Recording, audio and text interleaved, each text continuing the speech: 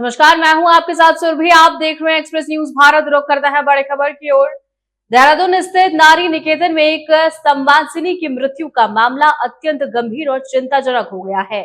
प्रारंभिक जानकारी की माने तो इस घटना को आत्महत्या बताया जा रहा है, जबकि परिस्थितियां कई महत्वपूर्ण सवाल खड़े करती हैं। की जो जानकारी सामने आ रही है उसकी माने तो संबंधित महिला का अपने परिवार विशेषकर पति से नियमित संपर्क था और वो शीघ्र ही अपने घर लौटने वाली थी।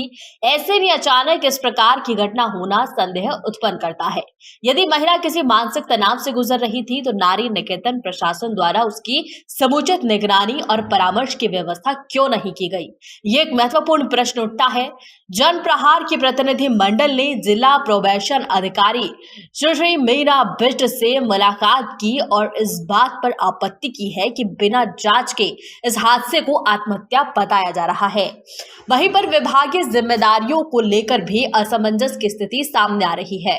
समाज कल्याण मंत्री श्री खजान दास के कार्यालय में एक महिला सशक्तिकरण एवं बाल विकास मंत्रालय के तहत आता है, जबकि मंत्री श्रीमती रेखा आर्य के कार्यालय ने कहा कि ये शहर से बाहर है। जनप्रहार के प्रतिनिधि मंडल ने उनसे मिलने का समय भी मांगा ताकि निष्पक्ष जांच के लिए वो अपना ज्ञापन उन्हें सौंप पाए।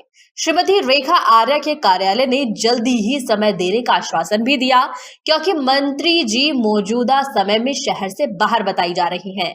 जनप्रहार के संयोजक सुजाता पॉल ने कहा कि इस प्रकार की घटनाएं न केवल प्रशासनिक व्यवस्था पर प्रश्न चिन्ह लगा रही हैं, बल्कि महिला सुरक्षा एवं संरक्षण तंत्र की वास्तविक स्थिति को भी उजागर करती हैं। भाजपा के शासनकाल में नारी निकेतन में भी युवतियां सुरक्षित नहीं है। यदि उक्त महिला मानसिक रूप से अस्वस्थ थी तो उसका इलाज किसी डॉक्टर के द्वारा किया जा रहा था और उसकी देखरेख में कहां कमी रह गई।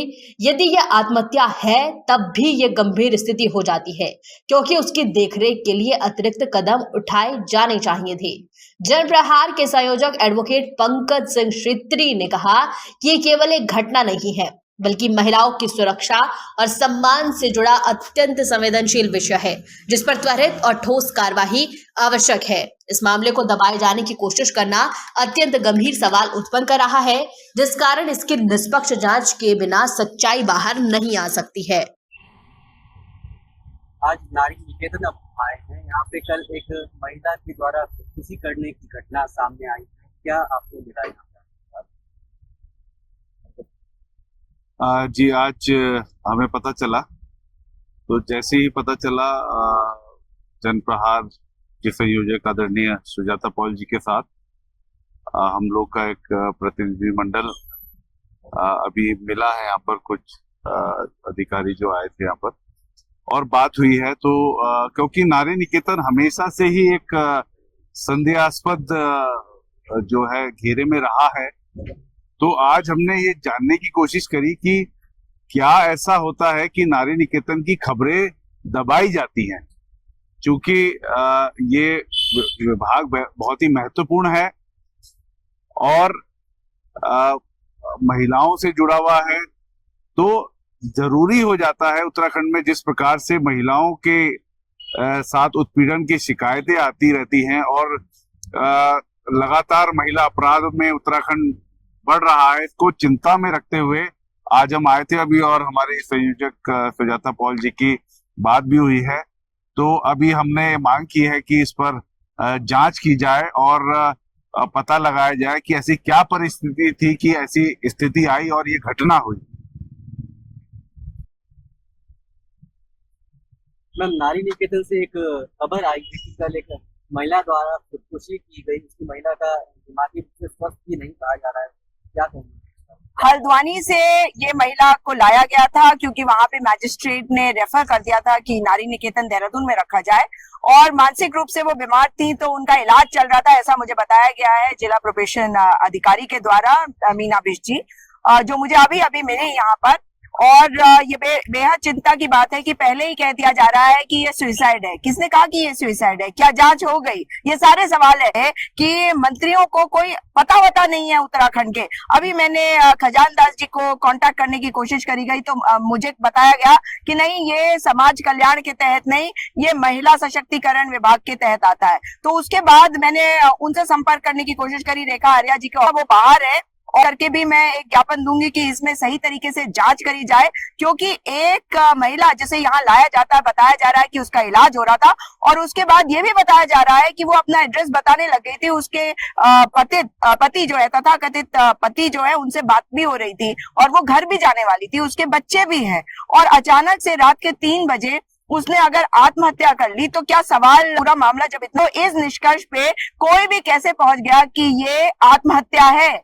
बिना जांच के, बिना तथ्यों को परखे ये बात अगर कही जा रही है तो इसमें बहुत सारे सवाल है। और नारी निकेतन में अगर कोई बात होगी तो ये भारतीय जनता पार्टी की सरकार और पुष्कर सिंह धामी जी समझ ले कि इसी राज्य में अंकिता भंडारी की हत्या होते हमने देखी है, और महिलाओं के प्रति आप लोगों की मानसिकता क्या है वो भी हम देख रहे हैं। इसलिए इस बेटी की मौत की गहन रूप से जांच होनी चाहिए, ये हमारी मांग है। रेखा आर्या जी से, खजान दास जी से, कमीशन से, क्योंकि कुसुम कंडवाल जी को तो वैसे ही अता पता नहीं रहता, हिंदू मुसलमान वो खूब कर लेती हैं।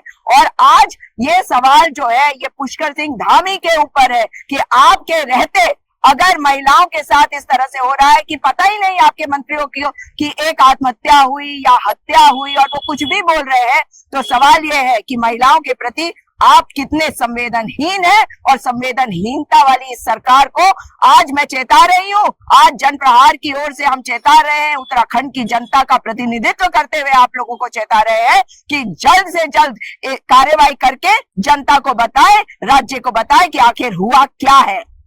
मैम, मानसिक रूप से कहा जा रहा है वो स्वस्थ नहीं, तो क्या वो यहाँ पे रह सकती है? क्या इसको लेकर भी आपकी चीज से कोई बात हुई है कि नारी निकेतन को रखा जा सकता है? जिला प्रोबेशन ऑफिसर ने बताया है, मीना जी ने, कि यहाँ पे रह सकती हैं जो लड़कियां हैं जो मानसिक रूप से अस्वस्थ होती है, उनका इलाज वो लोग कराते हैं, ऐसा उनका कहना है। ये भी एक जांच का विषय है और ये पता लगाया जाना चाहिए कि अगर मानसिक रूप से कोई अस्वस्थ है तो उसकी तो निगरानी एक चाहे सीसीटीवी के साथ हो या किसी भी तरीके से उसके दरवाजे पे लगाकर होनी चाहिए थी, क्योंकि उसने कोई अपने बेड के ऊपर नहीं फंदा लगाया। ये नहीं कहा जा रहा है, ये कहा जा रहा है कि वो बाहर गई और सीढ़ियों के पास उसने फंदा लगाया अपने दुपट्टे का इस्तेमाल करके। तो क्या ये संदिग्ध नहीं हो जाता ये मैटर? और अगर वो मानसिक रूप से अस्वस्थ थी तो उसके साथ क्या 24/7 की मॉनिटरिंग नहीं होनी चाहिए थी? अगर 1 बजे रात के वहां पे चक्कर लगाया जाता था, फिर 3 बजे तब पकड़ा गया, उनका कहना है। तो 1 से 3 बजे तक आप मानसिक रूप से अस्वस्थ लोगों की कोई मॉनिटरिंग नहीं कर रहे, ये तो आपने खुद अपनी बातों में कह दिया। तो ये सरकार को बताना होगा कि इस पूरे मामले में क्या हुआ, इसकी जांच कब होगी, कैसे होगी और दोषियों को सजा क्या मिलेगी भी या नहीं। वैसे इस सरकार से कम उम्मीद है, लेकिन मांगे और दबाव तब तक बना के रखेंगे जब तक सही तरीके से कार्रवाई नहीं हो जाए।